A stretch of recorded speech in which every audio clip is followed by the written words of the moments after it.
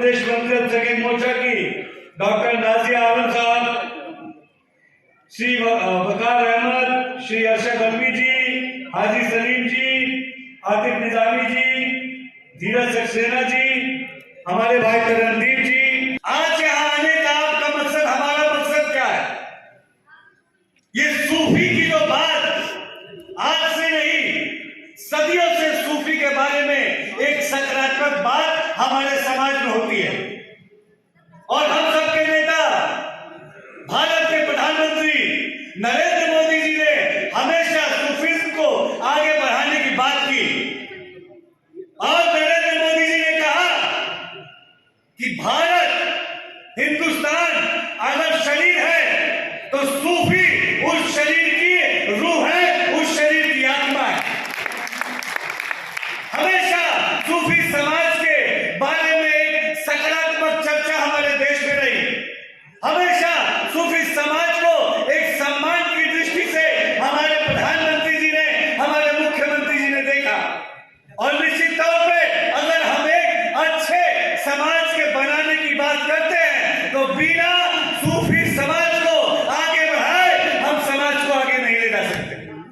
तो यही चर्चा करने आज आपके बीच में आए, क्योंकि आप इस समाज की रूह है, सूफी इस समाज की आत्मा है और निश्चित तौर पे हम अगर आज अपने हिंदुस्तान को देश और दुनिया का सबसे ताकतवर देश अगर बनाने की बात करते हैं तो बिना रूह के, बिना एक सशक्त आत्मा के हम अपने हिंदुस्तान को दुनिया का सबसे शक्तिशाली देश नहीं बना सकते। मैं आज आपसे अपील करने आया हूं, तमाम हमारे हमसे पहले के जो नेता है सबने बताया कि किस तरीके से आज हमारे नेता, हम सबके प्रधानमंत्री नरेंद्र मोदी जी, उत्तर प्रदेश में हम सबके मुख्यमंत्री योगी आदित्यनाथ जी ईमानदारी से जाति, धर्म, मजहब के बेड़ियों को तोड़ते हुए सब तक विकास पहुंचे। इन चीजों को सुनिश्चित करने का अगर किसी ने काम किया तो एकमात्र वो भारतीय जनता पार्टी है, जिसने डंके के चोट पे मुसलमानों को बिना वोट बैंक के चश्मे से देखे मुस्लिम समाज को तरक्की की तरफ आगे बढ़ाने का काम किया। दोस्तों, मैं एक आम मुस्लिम परिवार से आता हूं। आप में से बहुत सारे लोग मुझे जानते हैं कि दानिश आजाद अंसारी एक आम मुस्लिम परिवार में जन्मा, आपके ही कौम का एक नौजवान जिसके अंदर हसरत थी कि कौम की खिदमत करे, जिसके अंदर हसरत थी कि कौम के नौजवानों को अच्छी तालीम मिले, जिसके अंदर ये हसरत थी कि हमारे कौम के बुजुर्ग जो चाहते हैं उस तरीके से हमारे कौम आगे बढ़े, ये सोच दानिश आजाद अंसारी की थी। और उत्तर प्रदेश में 2022 में जब फिर से भारतीय जनता पार्टी की सरकार बनी, योगी आदित्यनाथ जी की सरकार बनी, प्रधानमंत्री मोदी जी ने कहा कि उत्तर प्रदेश का मंत्री, अल्पसंख्यक मंत्री एक आम मुस्लिम समाज का होना चाहिए और दानिश अंसारी जो एक आम गरीब मुस्लिम परिवार का बेटा है, उस दानिश अंसारी को सीधे उत्तर प्रदेश जो हमारे देश का सबसे बड़ा सूबा है, उस उत्तर प्रदेश का सीधे मंत्री बनाने का किसी ने काम किया तो मोदी जी और योगी जी ने किया। तो मेरे भाइयों, हम मुसलमान भी सच्चे ईमान वाले हैं, उस नबी को मानने वाले हैं, उस रसूल को मानने वाले हैं। तो जिन लोगों ने, जिस पार्टी ने, जिस प्रधानमंत्री ने, जिस मुख्यमंत्री ने दानिश आजाद अंसारी जो एक आम मुस्लिम परिवार का बेटा है उसको मंत्री बना के कौम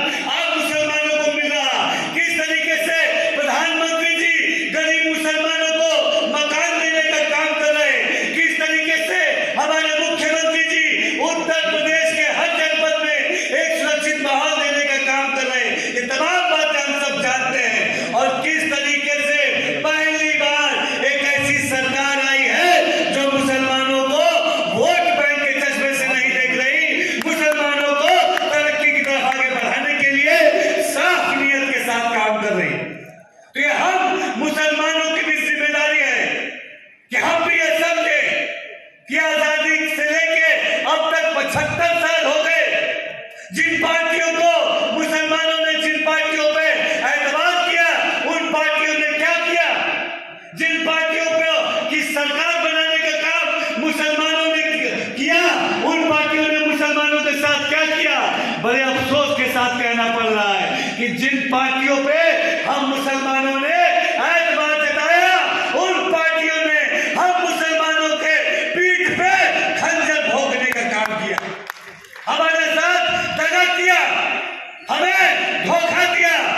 हमेशा हमारा वोट को लेके वो सत्ता में आते थे, लेकिन कभी भी सत्ता में आने के बाद हमारे तालीम के लिए, हमारे तरक्की के लिए, हमारे भाईचारे के लिए, हमारे विकास के लिए उन्होंने कोई काम नहीं किया दोस्तों।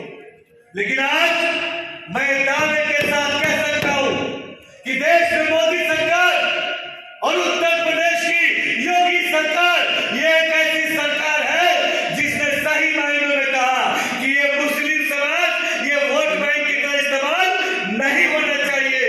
इसको रोजगार मिले, इसको तालीम मिले, इसके मदरसे में अच्छी सुविधा हो और इसको मकान मिले। और देश का अगर नवनिर्माण की बात अगर हमारी पार्टी करती है तो उसमें मुसलमानों की भी बराबर भागीदारी रहे। ये काम किसने सुनिश्चित किया? ये काम हमारी डबल इंजन की मोदी और योगी सरकार ने सुनिश्चित किया दोस्तों। तो आज यही अपील करने हम आपके बीच में आए कि आजादी से लेकर अब तक 75 साल हो गए।